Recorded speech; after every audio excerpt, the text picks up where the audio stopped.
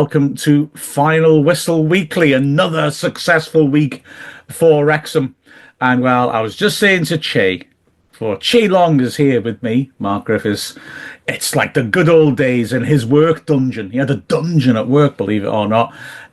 Just the two of us chewing the fat about Wrexham Football Club. Oh, it takes you back, doesn't it? Oh, the caretaker's cabin in our old workplace. Yeah.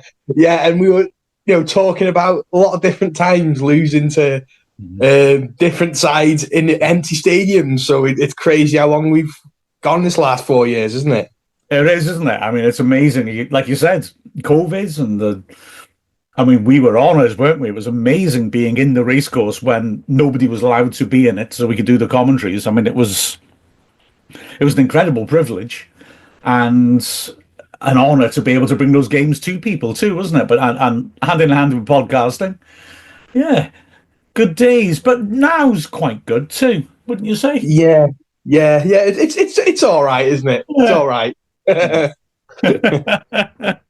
Well, we got some nice things to talk about in terms of the men's team being 90 minutes from Wembley, the women's team with this huge doubleheader coming up. We're going to have a look back at the 4 years of Rob and Ryan. It's going to be fun. This is Final Whistle Weekly.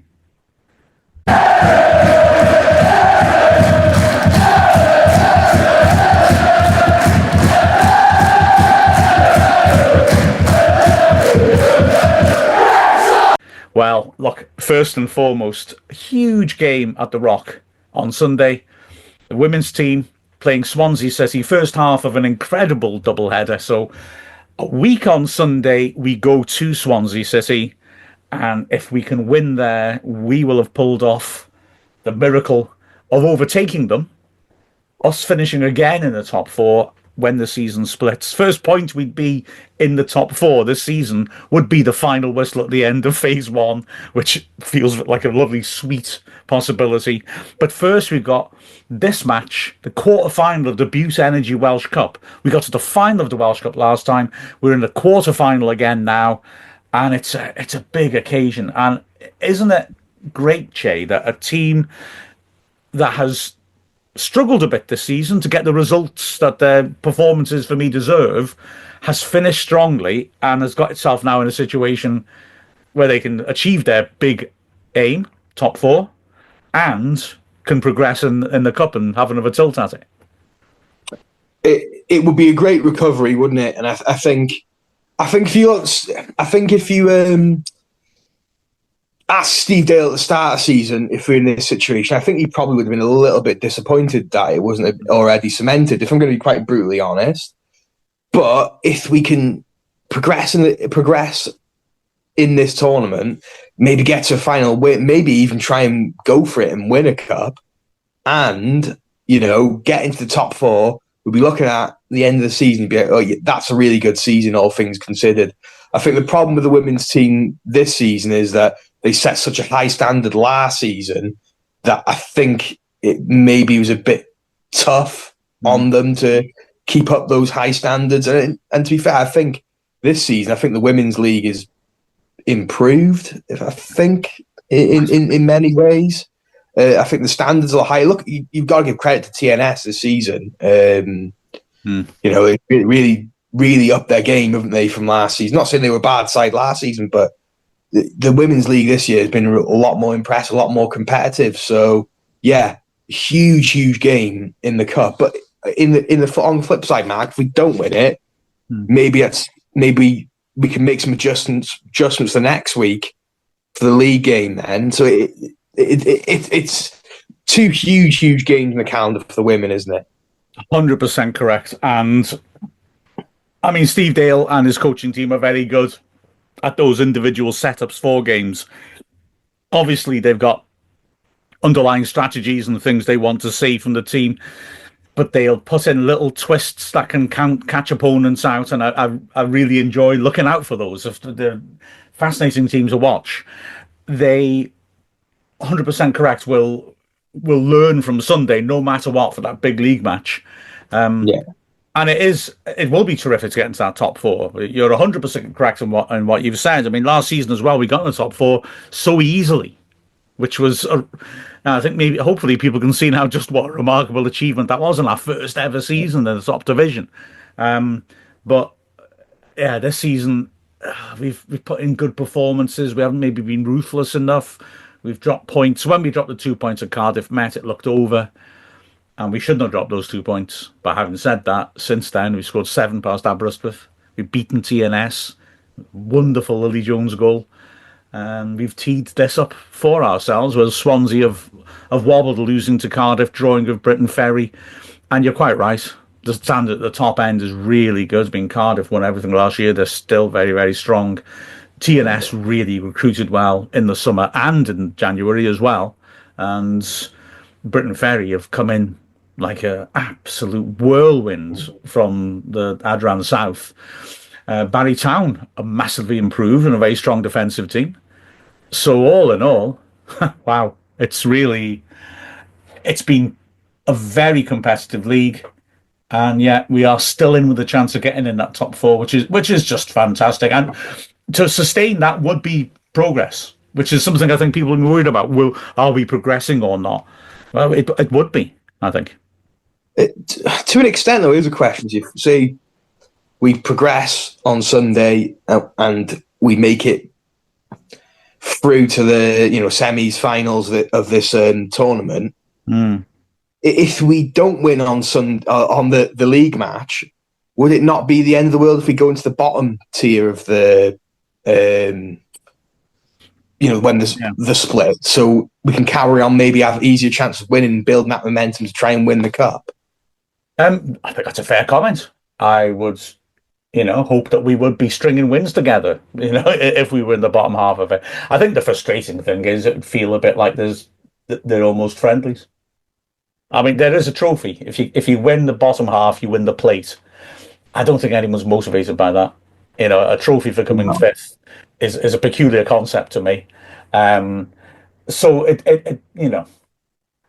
we stay in this trophy, if we stay in the cup, we stay in the cup. Maybe dropping into the bottom half of the split isn't the end of the world to carry on with that momentum. Maybe that's a bit.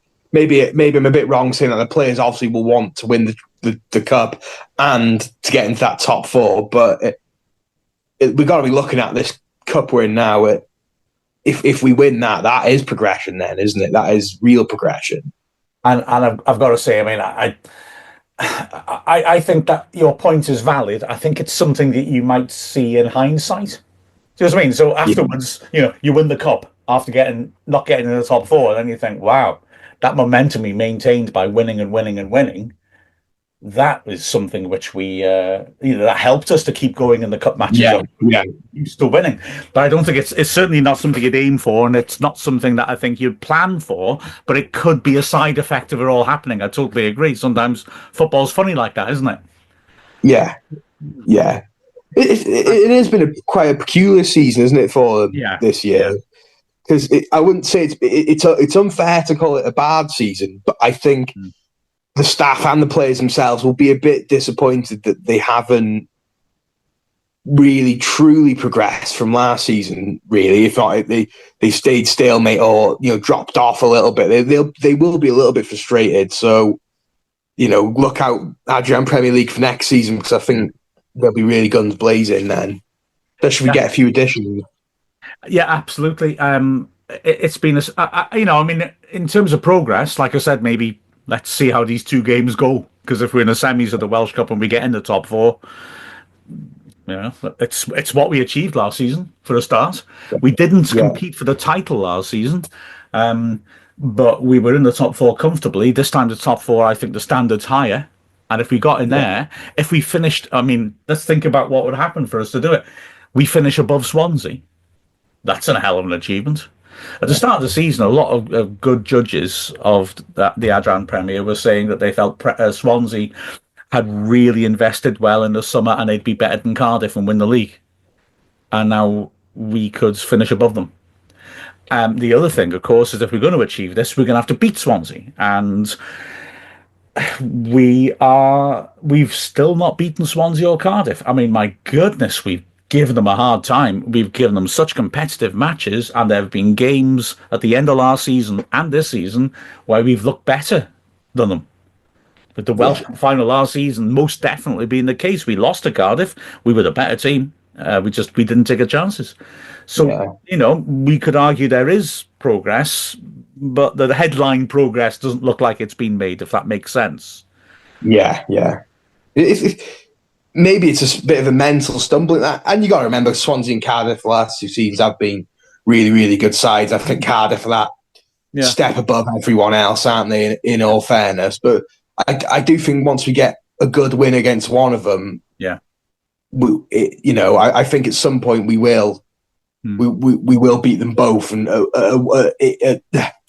at some point we will end up winning the league at some point. But it's a tall task for such a young side, isn't it? They haven't been together for that long, and the women's footballs, in Wales is a lot different to the men's game. You can't just pluck someone from down south of England, or you're relying on the quality that's up North Wales. Really, you might be able to pip a few people from TNS or maybe some of the English sides locally, but it's not as easy as the men's game, is it? Really? Absolutely. It's a different kettle of fish. We're a different system, and it's difficult to take people out from England and difficult to get people from the south because they've got jobs. It's part-time league, so that money, as we've always said, with Rob and Ryan, doesn't get you as much as it would in the men's game. But we have got a really good setup, and that's the most important thing. We've got, the youth players. I went to see the under-19s play on Friday, and there are some good prospects in that team as well. So there's an awful lot to be optimistic about, and so I think there is progress this season. But like I said, it's just been a bit frustrating. We've brought in 3 players in the summer, none in January. Those 3 players have all settled in and are very good players. But it took them, I would say, a couple of weeks to settle in, and that's not a problem. But obviously, in a league where there's only 14 games, a little slow start costs you. And we lost our first 3 games. Varying reasons. I mean, we were very unlucky against Cardiff.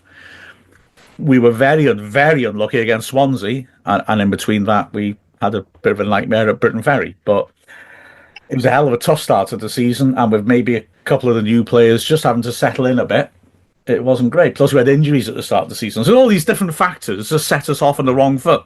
And since then, we've been building and doing better. And to outplay TNS like we did, because TNS turned up and played well. It was fantastic. I should say as well, I feel having said that about those 3, I should just explain what I mean.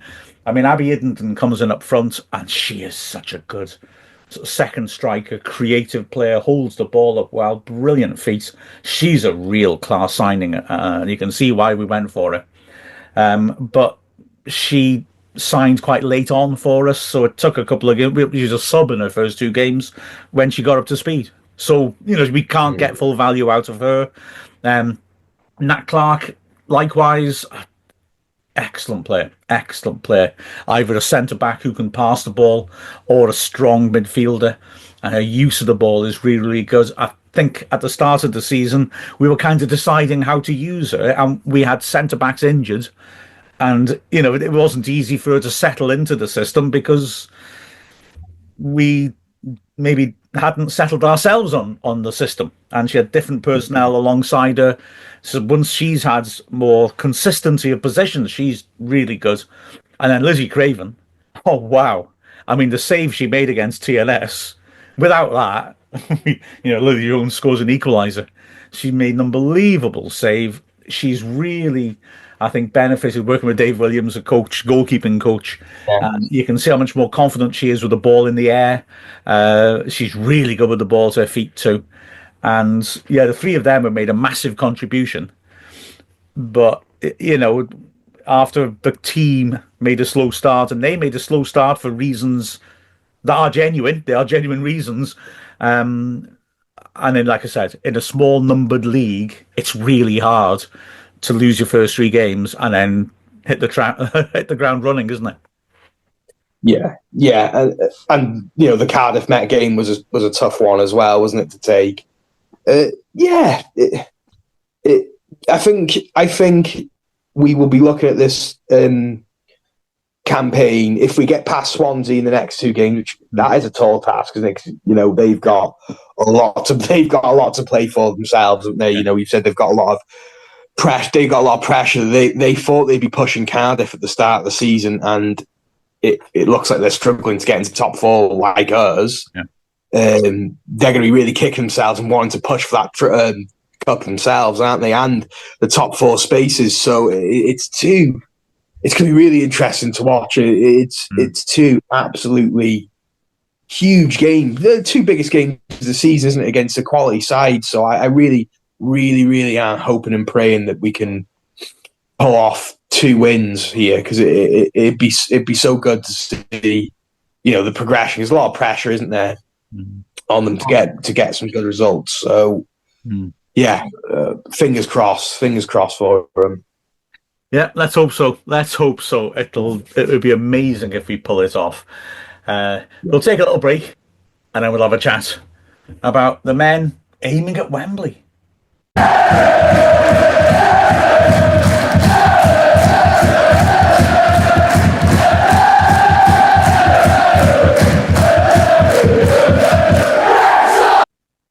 And meanwhile, the men's team, we are 90 minutes from Wembley. Excited? I am excited. Tough game on Tuesday. I've got to say, against Bolton. I think Bolton look very well organised.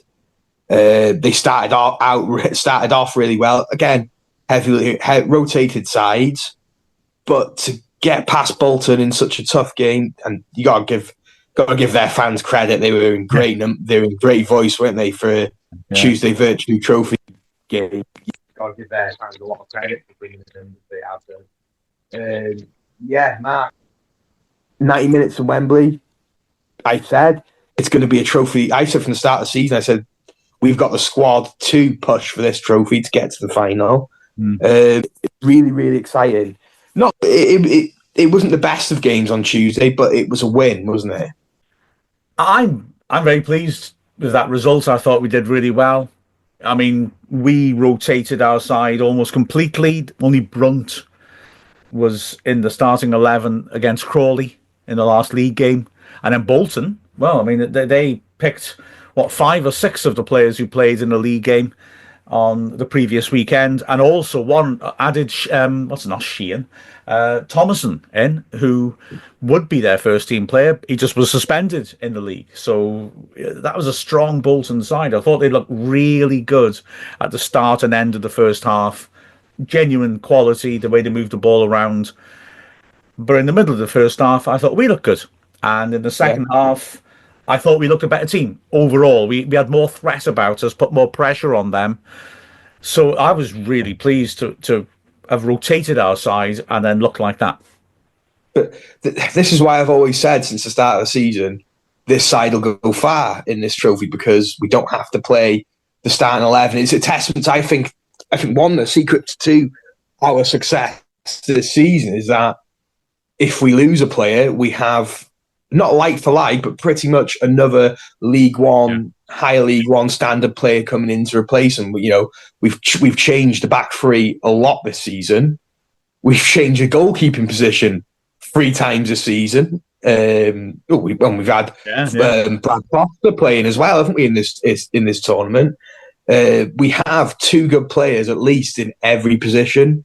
So it's not hampering us too much. It's not getting involved with our league games too much. That's why I've always thought us and Birmingham will probably get to the final of this tournament, the Vertu, whatever it's called this day and age.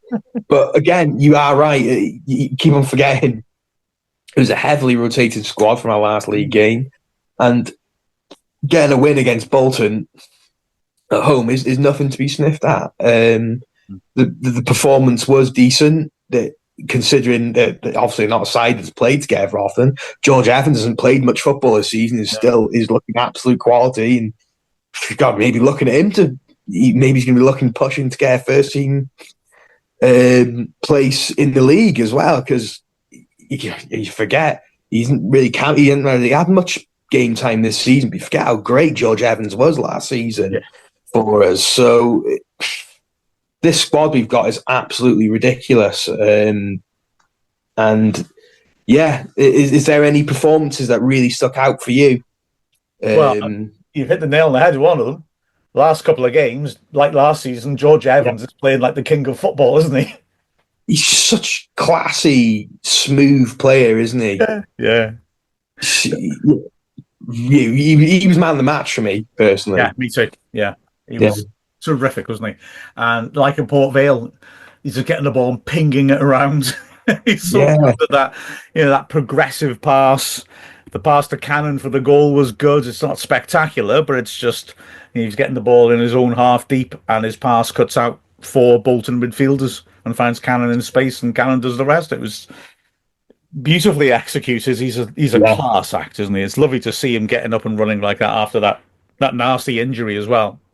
Yeah, of course. Yeah, he had a really good game. Cannon's finish again was textbook Andy Cannon, wasn't it? Yeah. If you're a Bolton fan, you'd like to think your goalkeeper would go for that a little bit more, in all fairness.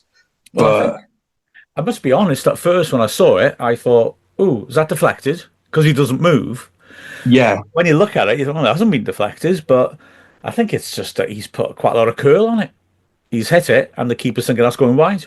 And he set it out going wide, but it's come back in. And I think by the time he's realised, it's like, oh, well, this is too late. Oh, well.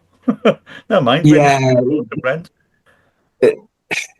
It's just, as a Bolton fan, if you're a Bolton fan, the visuals aren't very nice, so if you keep just stuck in the mud, you'd at least like to see him dive for it, wouldn't you? Maybe cover the post. I don't know. Maybe I'm being a bit overly picky there. But it was vintage Andy Cannon yet again, wasn't it? Yeah. Again, another player who he has played a lot of football this season for us, but again, to have someone like Andy Cannon on the bench or in the squad or in the starting 11, again, another player who could be playing for any League One side. We've got many of player in this squad who could be playing for any other League One side, where I think a lot of the sides pushing for playoffs and things like that maybe don't have the squad that we have, where I think that could really help us towards the end of the season for our automatic promotion slot. 100%. That strength and depth is just a bit scary, isn't it? And it's often quite a fun thing just to get things into context by thinking back. How many of these players who can't get into our first team would be way too good for our first team when we were in the National League? Yeah, imagine George Evans in the National League pinging that ball around. That'd be a sight, wouldn't it? Well, yeah. If you're looking back at that first season of Rob and Ryan in charge, the whole squad is that was a really good side as well. Yeah. We didn't get promoted. That was a really, really good side that probably would have done well in League Two. But yeah, there's plenty of players in this squad who would absolutely take liberties in the National League. Yeah. And we just got to be professional, I feel now. Peterborough at home, they're not doing well. We're obviously favourites, but we've got to recall what they did when they came to the racecourse, and they gave us a hell of a hard time. We needed Stephen Fletcher to do his special little act, the late goal off the bench, but we needed that. So we've got to be focused and professional and remember that Peterborough pack a threat, but we are a side with terrific home form up against a side that's struggling. Well, you look at Peterborough, they've taken a gamble on a lot of young players, haven't they, this season? And it's not worked out from, considering they were a side last year that got to the playoffs, didn't they? And to be fair, it looked like they were going to breeze past the first semi-finals. Were they like 4-2 up against Sheffield Wednesday for the first leg? And Sheffield Wednesday pulled it back. So they've had a bit of a disaster of a season, really, haven't they, on paper? So maybe they're going to maybe really go for this semi-final and maybe try and rescue and salvage something from their season. So we can't take Peterborough lightly at all. Look the way they played at home against us. That was a really, really tough game. So yeah, that is a big game, and I'm really interested to see how we line up for that one. Exactly, something to look forward to, that, isn't it? Well, after this, we'll talk about other stuff. Who knows what?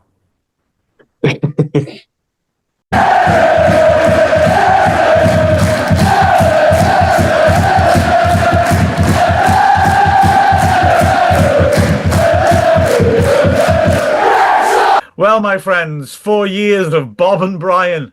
Wow.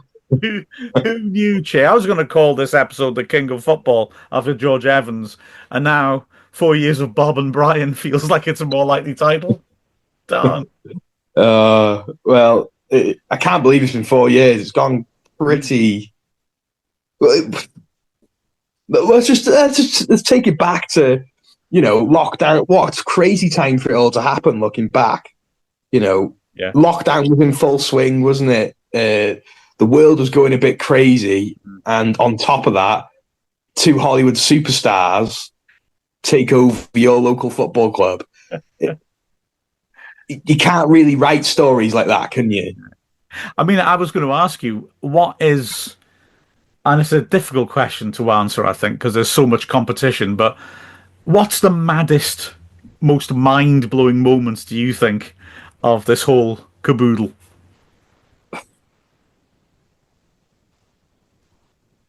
Oh God! So much has happened, doesn't it? From Will Ferrell being in the stadium and Channing Tatum drinking in the fat ball. That's pretty mind blowing, isn't it? Let's be fair. Yeah. But I suppose the most mind blowing part about that is like how normal it starts to feel. It's like, oh yeah, Channing Tatum's in the fat ball. It's like, oh, is he? Oh, nice one. No one seems bothered, do they, anymore? Yeah, exactly so.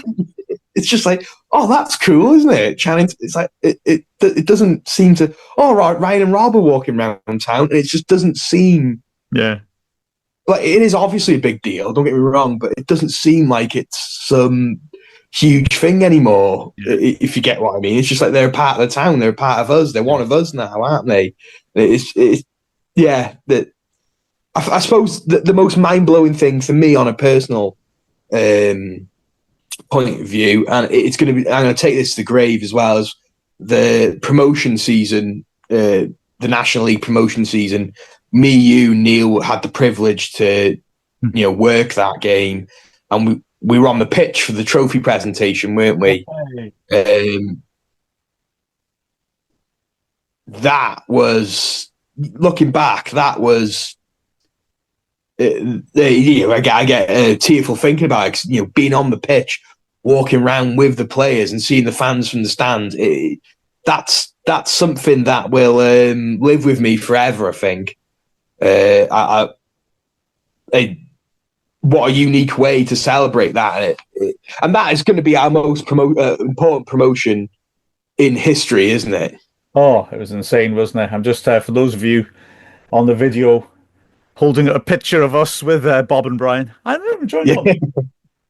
That was quite something. That was. I mean, yeah, it's astonishing, isn't it? I think in a way you've hit the nail on the head as well in terms of the effect this has had on Wrexham as a place.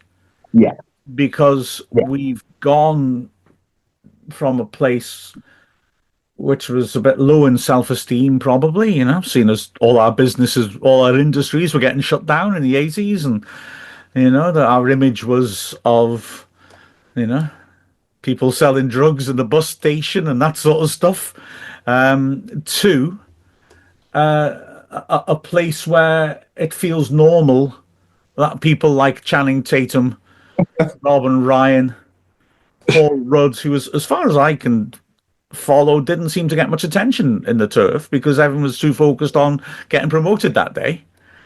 This is the sort of place that they hang around in. To me, that feels that you've summed it up beautifully, I think. Yeah, and just how that it feels normal. Like, that's the crazy part. And another thing that, and this is a bit out of the blue as well, Mark. Another thing that I've really enjoyed is how fan bases from other football clubs have really turned on us very quickly. Yeah. To the point of where I remember you'd speak to a lot of people, you go around the country and you'd say you're a Wrexham fan, like, oh, that's brilliant. Oh, that's great. Oh, they're a big club, a respected Wrexham. They should be in the Football League. To you're just a Hollywood club.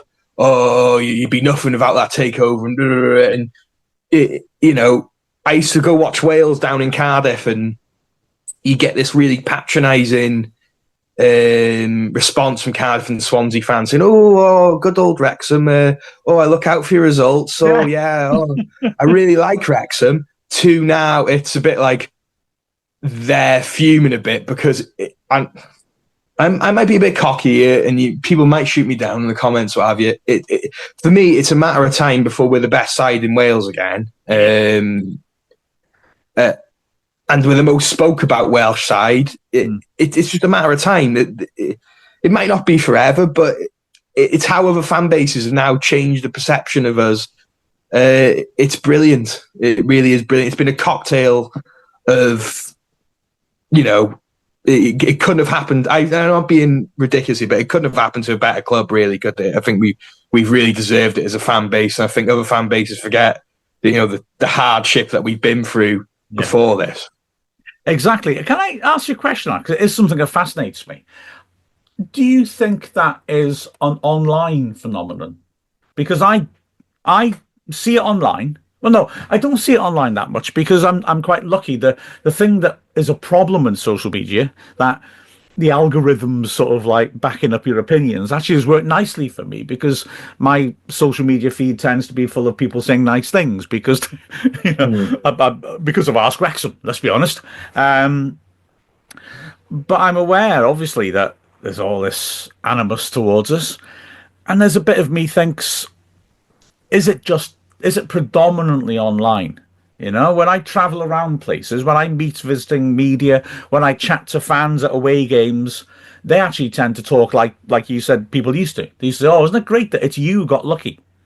Is it more you're online, people who aren't even in our league who just want to mouth off, who are creating this, Yeah, no, you could be right. You could be right with that, because I suppose it's the negative ones that shout the loudest, isn't it? And they're the ones that catch your eye as well. You don't ever remember the nice comments people say, but you always remember the nasty comments, don't you? So I can see where you're coming from, but I do think there's a lot of jealousy, and rightly so. We've literally got probably one of the best owners on the planet. Everything seemed to fall into place, and I just remember about 6 or 7 years ago being on the train to somewhere and talking to my mates and my brother as well. And we used to say, God, Wrexham really does have the potential to be a championship side club, and that's without Rob and Ryan. Look at the catchment area. We've always had the potential to be a big, prominent club, but now with this the American fan base and the worldwide fan base, I seriously believe now we could be big enough for the Premier League, not just the Championship. Now the way the town's got behind it, the way the international fan base has got behind it, which for me is a lot bigger than I ever thought it would be. And the way the owners have backed us as well, and Phil Parkinson and the players, it's just been the perfect cocktail, because it could have gone wrong as well, couldn't it? Oh, it could have done, couldn't it? Yeah, but no, I think it is a phenomenon. It is fantastic. I feel, the whole thing about us having the potential to get into the Championship without the investment. I'm a little skeptical about that, simply because we've had a lot of different people who've seen it that way, but it never came close to happening. If you see what I mean. I think we needed something extraordinary to take advantage of that potential. You're 100% right. That potential is there, and it's part of why Rob and Ryan took us on because they could see Yeah. that this could happen. But it took that potential married with the sort of visionary way they've gone about things and their charisma and their fame, which they, as I've always said, they have converted into currency for us. Needed all those things to fit into place. Otherwise, it'd always be, oh, well, we could do it. But they're the ones who've unlocked it, and it's their specific approach that's done it. Oh no, of course, yeah. As I said, yeah, and you've got to give a lot of credit to Phil Parkinson as well, and because without the playing staff and the recruitment that we've had, we wouldn't have been where we are now. And because that's the most important part of a successful football club is what's going on the pitch. Yeah. But yeah, the cocktail of it all, it couldn't have been any more perfect. It really even the losing. And this might sound a bit crazy to a lot of people listening. One of my favourite parts of the takeover was losing that Grimsby game. Interesting. In the playoff. Right, because I wasn't upset because I just thought, oh, we're just going to romp the league next year. Yeah. I remember we was both talking. We both said to each other, oh, it doesn't matter because we'll just win the league. Where, let's say, in comparison, the Newport games, the Luton games, where we lost in playoff semi-finals before, that felt soul-destroying, didn't it? Because it was like, how are we going to pick ourselves up from here? Can we financially recover from this? But with Rob and Ryan's back, it's like, oh yeah, we'll just add a couple more players and we'll win the league quite comfortably. Yeah, that knowledge that we will be better next year. We just know it. That's okay. Well, it's not okay. We'd rather go up. But this is not a disaster. This is a thing that happened. 100% agree. It's interesting in a way, I think, going back to something you said before, that I think it wasn't going to go wrong. I felt, that eventually, inevitably, Rob and Ryan would make a success out of the club. But if that management appointment hadn't been the right one, it might have taken a lot longer. And that's, you see lots of people given these sorts of projects, managers who fail to make it work. And Parkinson's role in all of this is just astonishing, as indeed is the owner's role in making sure they brought the right guy in. Exactly. Whoever his idea was to pick Phil Parkinson was a genius, because I think we could have gone for that more glamorous approach where we could have got like an ex-player, like, I don't know, like a Wayne Rooney or something, couldn't we? Yeah. It could have really fallen badly, but we got Phil Parkinson, who has got obviously very good knowledge of this level, and we've just gone up and up and up. And yeah, it's just been let's do a quick question. What has been your favourite game post takeover? Isn't it lovely to say I don't know because there've been so many? Yeah. I find it difficult to imagine. I'm not going to say the Dover game in a way, because that was not football. That was just an incredible life experience. I think that's actually, I think I've convinced myself by putting it like that.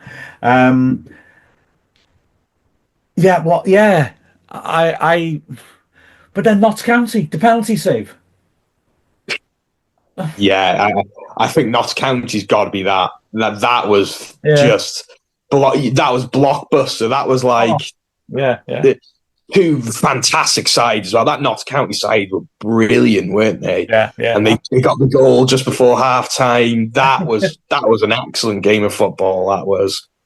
Well, it was Boreham Wood as well. The Boreham Wood game. I was going to say Boreham Wood, yeah. And we forget about, As you mentioned, the sort of personal element of it, can I just say that Aldershot away, when Sam Dolby scored that goal, and it's just us in an empty racecourse commentating off the screen. And when Dolby scored, that was a proper going nuts moment. That was, wasn't it? Yeah. No, that's up there for me as well, because we can look at this from a bit of a unique lens, because we covered a lot of the games and we did we covered games from the racecourse that weren't at the racecourse. There's not many people sitting there. There'll be no one that can say they've done that. Yeah. There's been so many games that, another one from great memory as well was the Newport game from last season where we first had the temp stand up, and it's just like, and we beat Newport as well, which felt like a bit of justice after them beating us in that playoff final. And there was the cop bill, and I was thinking, wow, this club is actually really, really going places. Yeah. There's too many games. There is. Oh, of course, the Coventry away game as well. That's got to be up there. Sheffield United at home. Sheffield United at home. Yeah. Yeah. This is impossible. We're murdering our darlings here. Another good one was Reading from this season as well, where we put goals past such a big side and looked very comfortable. At League One level. Yeah. He couldn't lay a glove on us. And even the Wickham game from this season as well, from home, the first home game. Look, in hindsight, God, what a result that was, wasn't it? Little did we know, how important that was turned out to be. Exactly, but it's hard to put into words what it's done for us as a town, and I think the main part is that 5-6 years ago, I think people look at Wrexham, it's a bit rough, yada yada. You get a lot of negative feeling from people of your own town, but now people are starting to speculate, starting to make new pubs, open new pubs. People are really trying to invest and put a little bit of a gamble on the town, where previously I don't think that would have happened. So it's an exciting place to live, Mark, and it's an exciting football club. Who knows what's going to happen for the next 4 years? Exactly. Maybe, can you imagine if Danny DeVito comes to a game? Can you imagine that? Right. That's what dreams are made of. I'd love to see a bingo card of celebrities to make who will come and who won't come. Yeah, what's your wish list? Come on, wish list. Danny DeVito. Danny DeVito. Are you listening, Rob, Ryan? 2 Danny DeVitos, fair enough. I mean, you're saying about memorable moments. I'm walking down the side of the pitch while the cast from It's Always Sunny in Philadelphia are warming down. Charlie Day warming down with Ollie Palmer. That was something, I can promise you. To be fair, there's probably a lot of memories that I can't pluck out of my mind at this moment in time. But there's been that many great games we barely ever lose at home.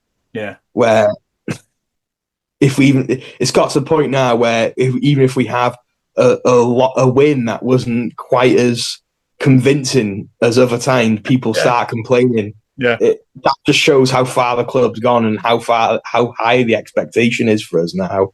And the sky's the limit, isn't it? Really is. It's great fun, isn't it? Hey, we're lucky. Yeah, we are lucky. Big game on Saturday, though, isn't it, Mark? Oh, yeah, Northampton.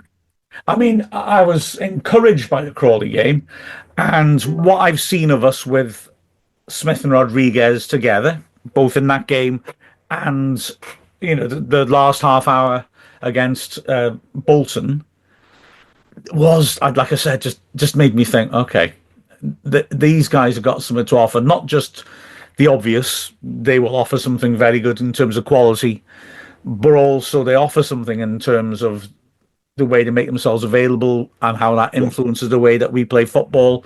They are good targets to hit. The early ball is not a bad ball necessarily. It's how you play it and who you're playing it for. And Smith's movement, for example, as we saw brilliantly in the Bolton game, he offers opportunities.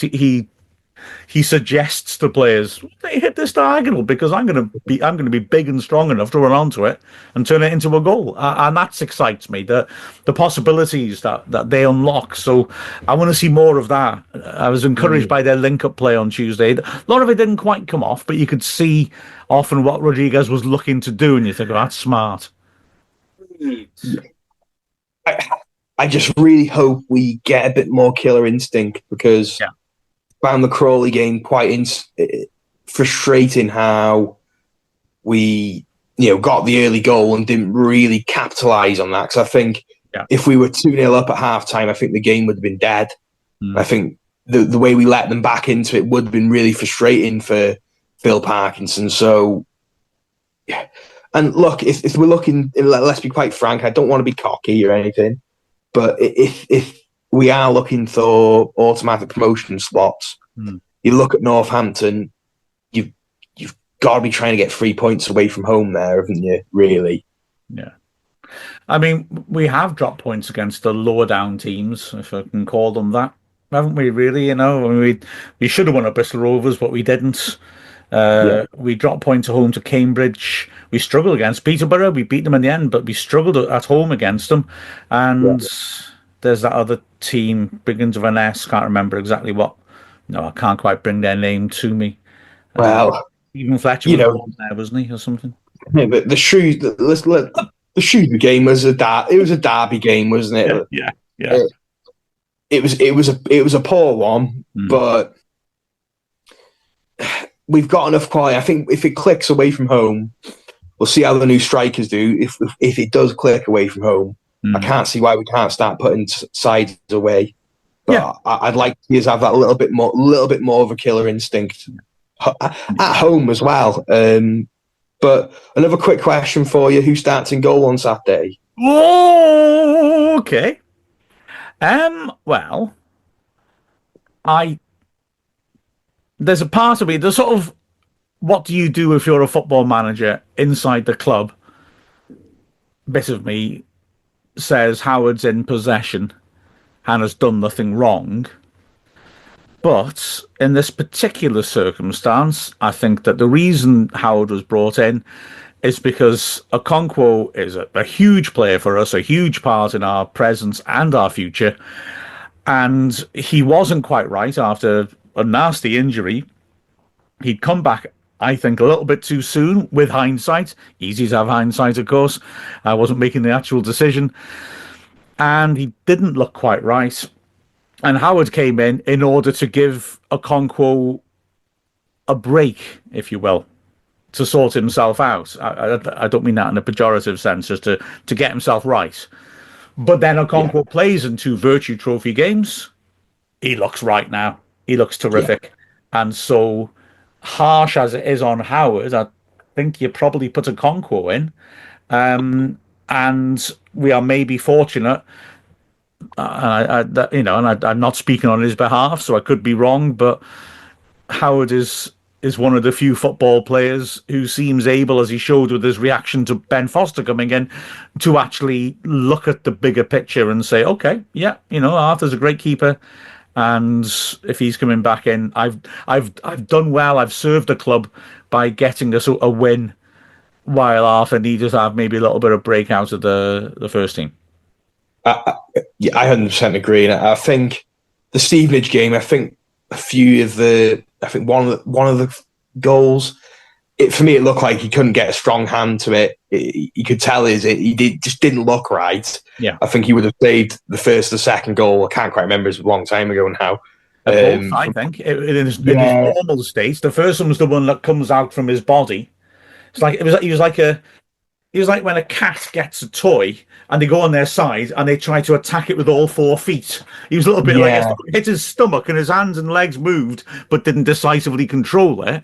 And then the other one was a long-range hit from the corner of the box. It was a brilliant strike, but I think normally Arthur gets something on it and makes a good save. I mean, that's what makes him excellent at this level, that he can make the saves that a lot of keepers will be beaten by. Exactly, and I think Mark Howard this season has really played his part. Where I thought I wouldn't even thought he would have got a game. I think he's old trusty, isn't he? You put him in, you get Okonkwo out the limelight. You got to remember how young Okonkwo is for a goalkeeper as well. Yeah, he's a young lad. He's still got a lot of development in him. You don't want to put too much pressure to him if he's not quite right, physically or mentally. Stick Mark Howard in. He's good enough to play 90 minutes and safe pair of hands. But if Okonkwo, after these 2 Vertu Trophy games, has got his confidence back. You obviously play him because he can make saves that not many other goalkeepers can make just through his physical attributes alone, isn't it? So I'd say pick Okonkwo, but if Mark Howard plays, that's completely fine too.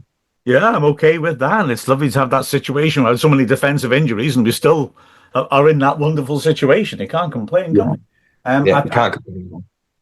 We need, I think Howard deserves massive praise and gratitude for what he's done for us this season, quite apart from what he's done for us previous seasons.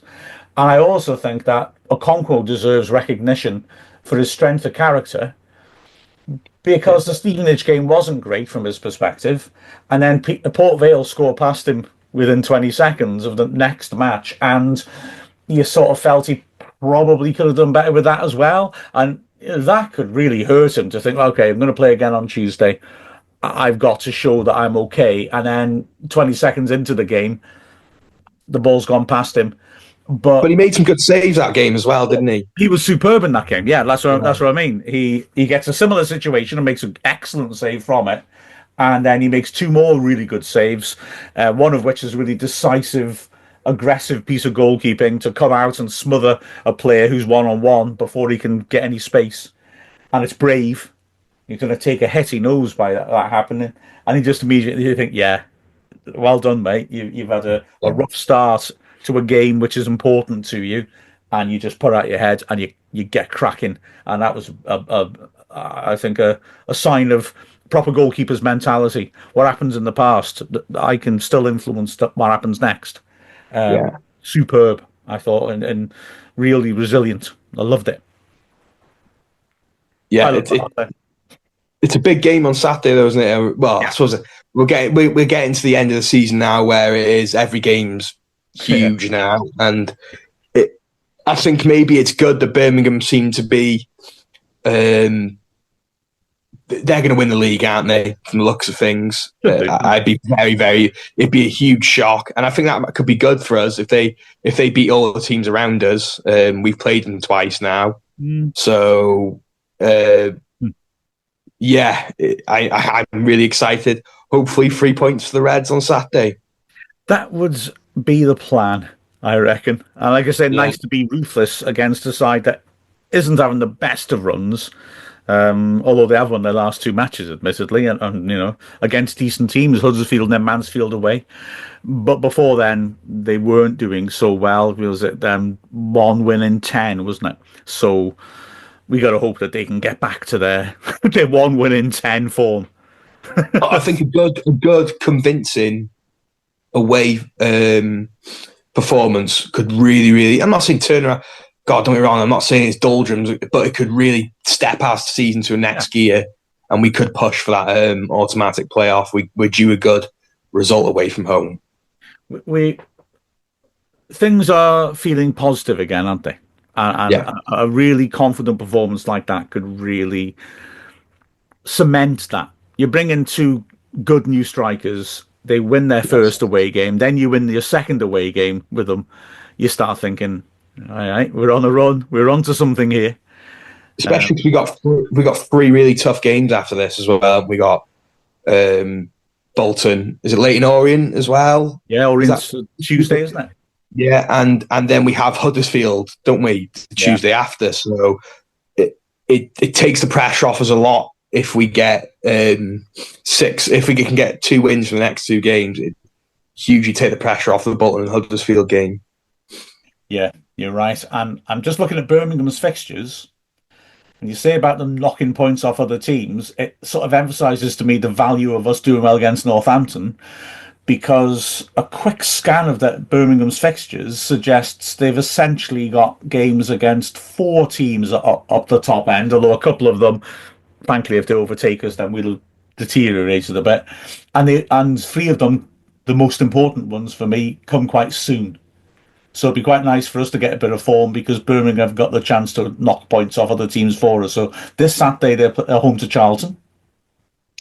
And then a week on Tuesday, they're at home to Orient.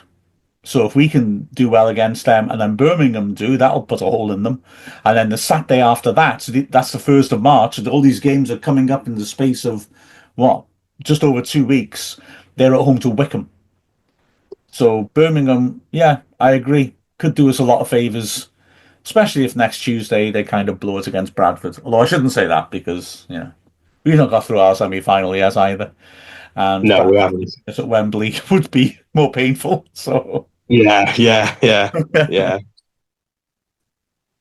still, it's 2 weeks ago we were all very concerned, and now things look a lot better for the men's and the women's teams. Let's just hope that over the weekend we can get a couple of positive results and have even more of a spring on our steps. Yeah, 100%. Yeah. Hopefully a positive final whistle weekly next week, Mark. Yeah, too right. Absolutely. And I reckon I might win a lottery. I mean, I haven't bought a lottery ticket for about, 25 years? So the chances of me pulling that one off are really going to be one in the eye for anyone who buys lottery tickets. Let's be honest. A cruel stunt by me. I don't know. We'll probably stop it there because I'm talking about me having victories over everybody else, and that's usually a good point where the conversation should stop, and I just want to darken the room for a bit. Che, it's been an absolute pleasure. It's a shame this time Yeah. only one of us is in the dungeon by the looks of your background, but nonetheless, it's always a pleasure catching up with you Yeah. about football, Che. It really is. I've enjoyed that one, Mark. Nice one. Okie dokie. Nice one. We've been Chay Long and Mark Griffiths, and this has been Final Whistle Weekly.